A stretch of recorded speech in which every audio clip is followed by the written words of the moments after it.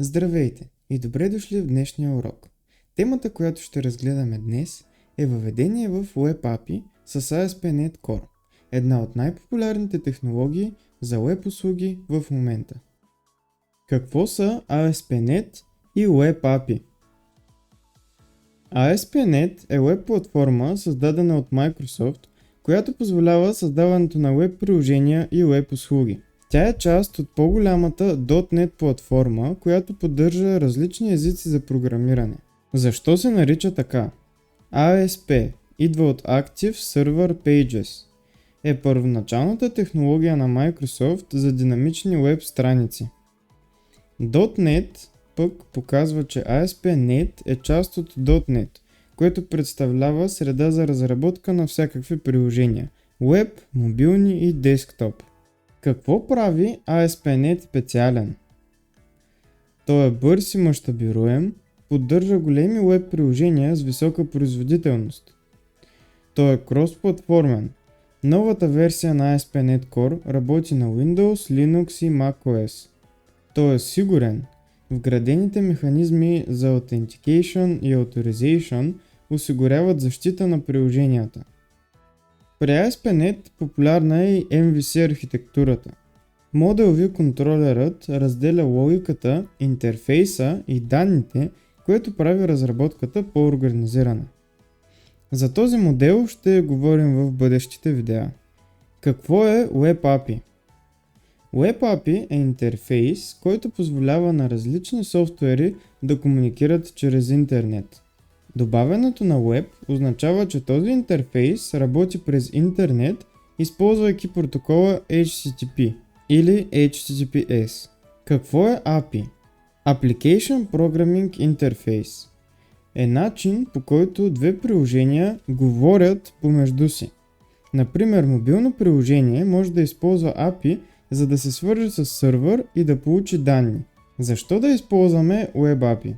Платформена независимост.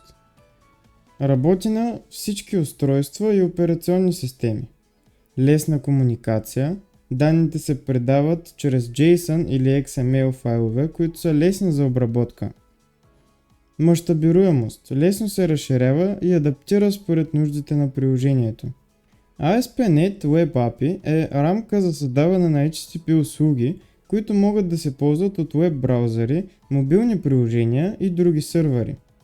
Той поддържа REST стандарт за създаване на лесни и мащабируеми веб услуги. А сега нека създадем API проект, използвайки Visual Studio. Започваме с първата стъпка. Създаване на нов ASP.NET Core Web API проект. Отваряме Visual Studio и избираме нов проект. Create a new project. Тук избираме Web API. Ето това е ASP.NET Core Web API. Даваме име на нашия проект.